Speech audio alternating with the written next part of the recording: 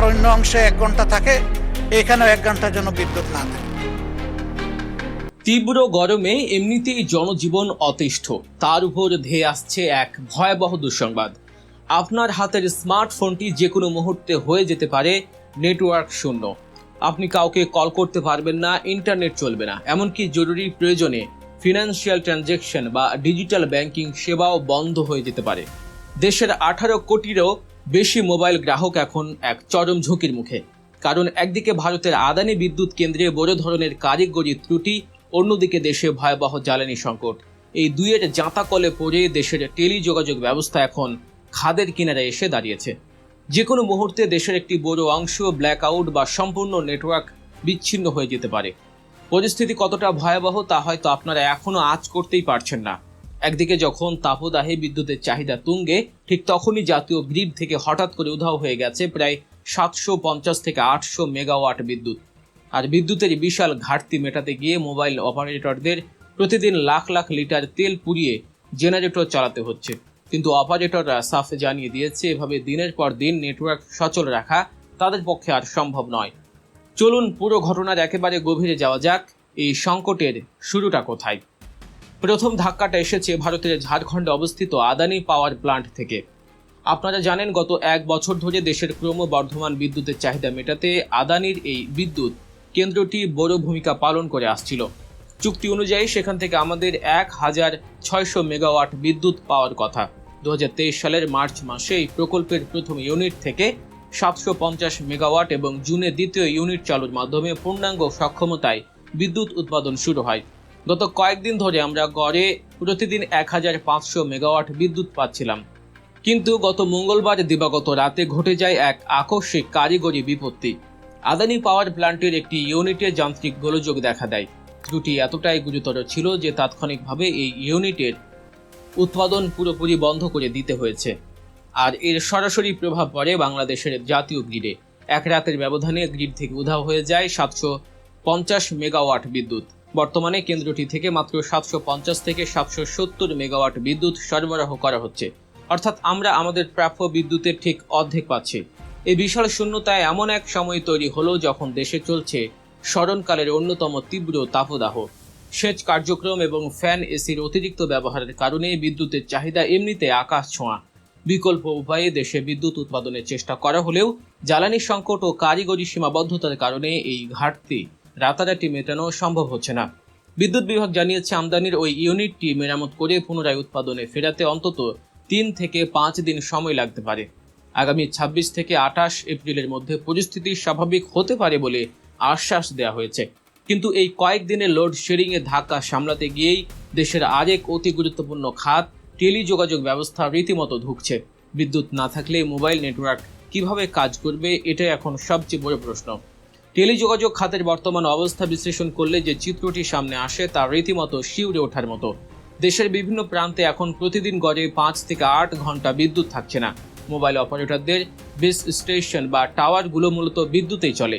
বিদ্যুৎ গেলে কিছুক্ষণের জন্য ব্যাটারির ব্যাকআপ দেয়, এরপর নির্ভর করতে হয় জেনারেটরের উপর। কিন্তু দিনের পর দিন এত দীর্ঘ সময় জেনারেটর চালিয়ে নেটওয়ার্ক সচল রাখা কোনোভাবেই বাস্তবসম্মত নয়। পরিসংখ্যানগুলো একটু খেয়াল করুন। বিটিআরসি এবং মোবাইল অপারেটরদের সংগঠন এমটবের দেওয়া তথ্য মতে সারা দেশে মোবাইল নেটওয়ার্ক সচল রাখতে বর্তমানে প্রতিদিন প্রায় 1 লাখ লিটার জ্বালানি তেল পোড়াতে হচ্ছে। বেস ট্রান্সিভার স্টেশন বা বিটিএস সাইটগুলো সচল রাখতে প্রতিদিন 52,425 লিটার ডিজেল এবং 19,859 লিটার অকটেন ব্যবহৃত হচ্ছে। অন্যদিকে কোর ডেটা সেন্টার এবং সুইচিং স্থাপনাগুলোতে প্রতিদিন ব্যবহার করা হচ্ছে 27,196 লিটার ডিজেল। সবচেয়ে ভয়ঙ্কর তথ্য হলো, গ্রিডের বিদ্যুৎ বিচ্ছিন্ন হলে গুরুত্বপূর্ণ ডেটা স্থাপনাগুলোতে প্রতি ঘন্টায় অতিরিক্ত 500 থেকে 600 লিটার ডিজেল খরচ করতে হচ্ছে। শুধু টাকার অঙ্কে হিসাব করলেই এই খরচের বিশালত্ব বোঝা যায় না। এর পেছনে রয়েছে এক অমানবিক লজিস্টিক বা পরিবহন সংগ্রাম। সংকট শুধু তেল কেনার টাকাই নয়, সংকট হলো তেল পৌঁছানোর জায়গায়। সারা দেশে হাজার হাজার মোবাইল টাওয়ার ছড়িয়ে আছে। এর মধ্যে অনেক টাওয়ার এমন প্রত্যন্ত অঞ্চলে যেখানে প্রতিদিন বা প্রতি রাতে তেল বহন করে নিয়ে যাওয়া প্রায় অসম্ভব একটি কাজ। জেলা পর্যায়ে জ্বালানি সরবরাহে নানা সীমাবদ্ধতাও রয়েছে। দীর্ঘ সময় জেনারেটর চলতে চলতে অনেক জায়গায় জেনারেটরের ইঞ্জিন বিকল হয়ে পড়ছে, ফলে অনেক এলাকায় চাইলেও আর নেটওয়ার্ক সচল রাখা যাচ্ছে না। তার চেয়ে বড় কথা, ঠিক মতো পেট্রোল পাম্পে তেল পাওয়া যাচ্ছে না। আর এই জ্বালানি বা তেল পাওয়া না গেলে জেনারেটর চালু রাখাও অসম্ভব। এর পরিণতি কি হচ্ছে? ইতিমধ্যে দেশের বিভিন্ন অঞ্চলে ব্ল্যাক জোন বা নেটওয়ার্ক বিচ্ছিন্ন এলাকা তৈরি হওয়ার আশঙ্কা দেখা দিয়েছে। গ্রামীণফোন, রবি, বাংলালিংকের মতো শীর্ষ অপারেটররা ইতিমধ্যেই এই পরিস্থিতিকে ভাঙনের দ্বারপ্রান্ত বলে উল্লেখ করেছে। তাদের মতে 60 থেকে 70% অর্থাৎ দেশের প্রায় 11 কোটিরও বেশি গ্রাহক আংশিক বা সম্পূর্ণ নেটওয়ার্ক বিপর্যয়ের মুখে পড়তে পারেন। কল ড্রপ বা ধীরগতির ইন্টারনেট এখন নিত্য নৈমিত্তিক ব্যাপার হয়ে দাঁড়িয়েছে। বিশেষ করে গ্রামীণ ও প্রান্তিক অঞ্চলের মানুষ সবচেয়ে বেশি ভুগছেন। টেলিযোগাযোগ সেবাকে দেশে জরুরি সেবা হিসেবে স্বীকৃতি দেয়া হলেও বিদ্যুৎ সরবরাহের ক্ষেত্রে এই খাতটি কোনো অগ্রাধিকার পাচ্ছে না। অপারেটররা বারবার দাবি জানিয়ে আসছে নির্বিচ্ছিন্ন বিদ্যুৎ, কিন্তু বাস্তবতায় তার কোনো প্রতিফলন নেই। এই নেটওয়ার্ক যদি সত্যি বড় পরিসরে ভেঙে পড়ে তবে এর অর্থনৈতিক ও সামাজিক প্রভাব হবে অকল্পনীয়। বর্তমানে আমাদের পুরো জীবন ব্যবস্থা ইন্টারনেটের উপর নির্ভরশীল। ডিজিটাল ব্যাংকিং, বিকাশ বা নগদের মতো মোবাইল ফিনান্সিয়াল সার্ভিসেস, ই-কমার্স এবং রফতানিমুখী তৈরি পোশাক খাতের মতো গুরুত্বপূর্ণ স্তম্ভগুলো পুরোপুরি অচল হয়ে পড়বে। যে কোনো জরুরি মুহূর্তে মানুষ ফায়ার সার্ভিস, অ্যাম্বুলেন্স বা পুলিশের সাথে যোগাযোগ করতে পারবে না। দেশের অর্থনৈতিক স্থিতিশীলতার উপর এর প্রভাব পড়বে অত্যন্ত ভয়াবহভাবে। সব মিলিয়ে আমরা এক খাদের কিনারায় দাঁড়িয়ে আছি। একদিকে তীব্র তাপদাহ, অন্যদিকে আদানের বিদ্যুৎ সংকট এবং জ্বালানি তেলের অপর্যাপ্ততা। সব মিলে এক পারফেক্ট স্টর্ম বা মহাবিপর্যয়ের পরিস্থিতি তৈরি হয়েছে দেশের টেলিকম খাতে। বিদ্যুৎ বিভাগ আশ্বাস দিচ্ছে খুব দ্রুতই আদানের কেন্দ্র থেকে বিদ্যুৎ সরবরাহ স্বাভাবিক হবে এবং পরিস্থিতি নিয়ন্ত্রণে আসবে।